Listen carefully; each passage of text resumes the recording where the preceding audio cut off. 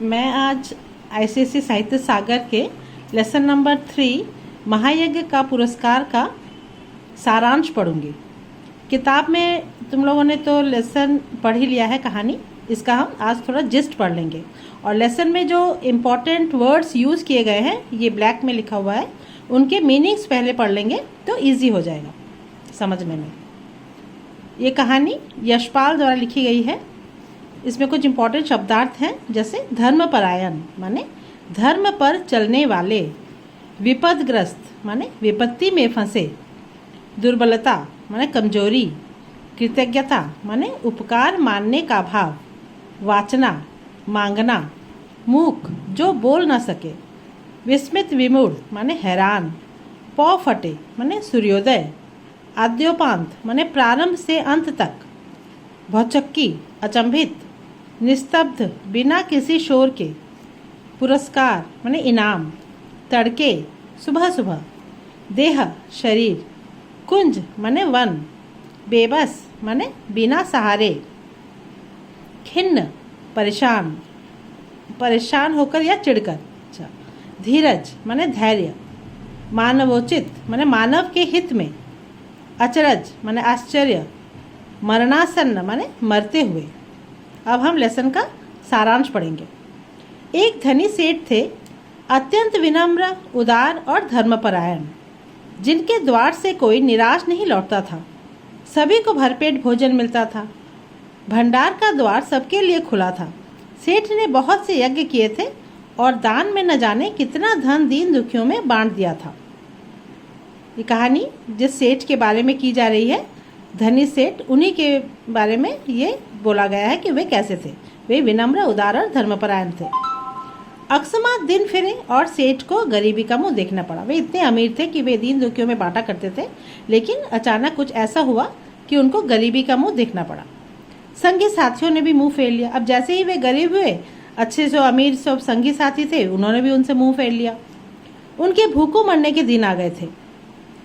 उन दिनों एक प्रथा थी कि यज्ञों के फल का क्रय विक्रय हुआ करता था। इसका मतलब जिस समय की ये कहानी है उस समय ऐसी प्रथा थी, जो भी राजा या जो भी यज्ञ करते थे उसे किसी को बेच सकते थे, उसके बदले में वो कुछ ले सकते थे। तो उसे कह रहे क्रय विक्रय हुआ करता था। यज्ञ के फल का मतलब यज्ञ करके जो हमें पुण्य मिला है, हम उसका क्रय विक्रय किया करना। छोटा बड़ा जैसा यज्ञ होता उनके अनुसार मूल्य मिल जाता। सेठानी ने सेठ जी से एक यज्ञ बेचने को कहा। अब इस समय उनकी ऐसे गरीबी हालत थी, तो ये सोचकर उनके पत्नी ने, सेठानी ने सेठ जी से कहा कि आप अब हम एक यज्ञ बेच ही दो ताकि हमें कुछ पैसे मिले।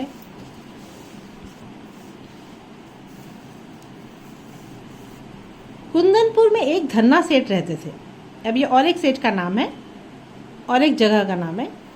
यह अफवाह थी कि उनकी सेठानी को कोई दैवीय शक्ति प्राप्त थी। अब ये हर जगह कोई भी बात होती है तो हर एक को पता चली जाती है।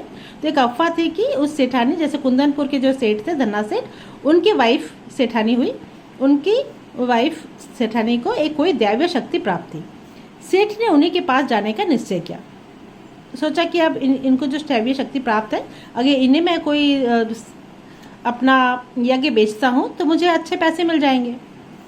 अगले दिन सेठानी ने 4 मोटी मोटी रोटियां बनाकर पोटली में बांधकर सेठ जी को दे दी। सेठ सुबह जल्दी ही कुंदनपुर की ओर चल दिए। अब उन्होंने सोचा कि मैं सुबह सुबह निकल जाऊंगा तो वहां तक पहुंच ही जाऊंगा शाम तक, तो इसीलिए सेठानी ने उन्हें रास्ते में खाने के लिए मोटी मोटी 4 रोटियां पोटली में बांधकर दे दी। अब धूप तेज थी। आधा रास्ता पार कर लिया तो वृक्षों की छाया और कुआं देखकर सेठ रोटी खाने बैठे। जब उन्हें बहुत धूप थी तो देखा कि वृक्षों में एक छाया है, वहां बैठकर और देखा कि वहां पे कुआं भी है पास में, तो वे रोटी खाने बैठे। निकट ही एक कुत्ता पड़ा छटपटा रहा था। सेठ जी को दया आ गई और एक रोटी कुत्ते को खिला दी। कुत्ता बहुत भूखा था। रोटी खाकर उसके शरीर में थोड़ी जान आई। वह मुंह उठाकर सेठ की ओर देखने लगा। सेठ ने सोचा कि एक रोटी और खिला दूं तो चलने योग्य हो ही जाएगा।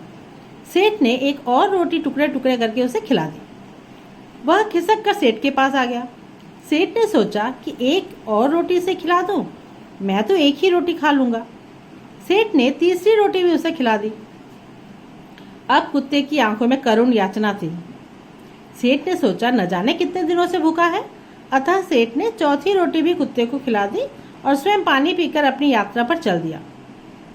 वो तो वैसे ही दयालु थे और ऊपर से यहाँ पे खाने बैठा है, कुत्ता बार बार उसकी तरफ देख रहा है, तो उनको इतना दया आई, उन्होंने चारों ही रोटी कुत्ते को खिला दी।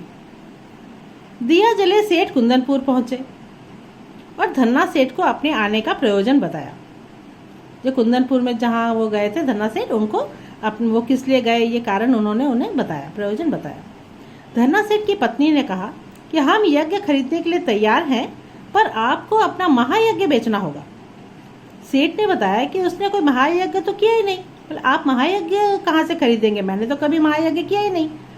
धन्ना सेठ की पत्नी ने उसे बताया कि एक भूखे कुत्ते को जो 4 रोटी तुमने खिलाई है वह महायज्ञ है। सेठ को नहीं लगा कि किसी कुत्ते को रोटी खिलाना कोई महायज्ञ है। अब उन्होंने यज्ञ की इंटेंशन तो उसे नहीं खिलाया, उसे भूख लगी थी, उन्होंने खिलाया, इसलिए वे मानने से इनकार करने लगे कि ये कोई महायज्ञ है। मतलब आप कह रहे हैं तो मैं थोड़ी मान लूंगा कि ये महायज्ञ है, मैंने तो एक भूखे कुत्ते को रोटी खिलाई। अतः सेठ ने मना कर दिया और अगले दिन शाम को अपने घर आ गया। सेठ ने अपनी पत्नी को पूरी कथा सुनाई। सेठानी इस बात से खुश हुई कि सेठ जी ने विपत्ति में भी अपना धर्म नहीं छोड़ा। रात के अंधेरे में सेठानी ने दीपक जलाया तो दलान में किसी पत्थर से उसका पैर टकराया। वह पत्थर अपने आप उठ गया। रात को सेठानी जब दीपक जलाने दालान में गई तो उनका पैर किसी पत्थर से टकराया तो पत्थर अपने आप ही उठ गया। सेठ जी ने उसे उठाकर देखा तो सीढ़ियां निकल आई। जब उस पत्थर को सेठ जी ने उठाया तो नीचे से देख रहे कि सीढ़ियां हैं। दोनों ने नीचे आकर देखा तो उनकी आंखें चुंधियाने लगी। अब सीढ़ी से जब नीचे उतरे, ऐसे तहखाने जैसे पहुंच गए, वहां तो देखकर चौंक गए। सेठ ने देखा वह एक विशाल तहखाना है और जवाहरतों से जगमगा रहा है। यह देखकर दोनों स्तब्ध रह गए। उन्हें अदृश्य पर स्पष्ट स्वर में सुनाई दिया, ओ सेठ, स्वयं भूखे रहकर अपना कर्तव्य मानकर प्रसन्नचित मन से तुमने मरणासन्न कुत्ते को 4 रोटियां खिलाकर उसकी जान बचाई। उस महायज्ञ का यह पुरस्कार है। अब उन्हें यह स्पष्ट स्वर सुनाई दिया। सेठ और सेठानी दिव्य वाणी सुनकर कृतकृत्य हुए और धरती पर माथा टेककर भगवान के चरणों में प्रणाम किया। भगवान ने उन्हें ये तोहफा दिया। ये कहानी का सारांश यही खत्म होता है। आगे हम इसका वर्कबुक का प्रश्न उत्तर करेंगे।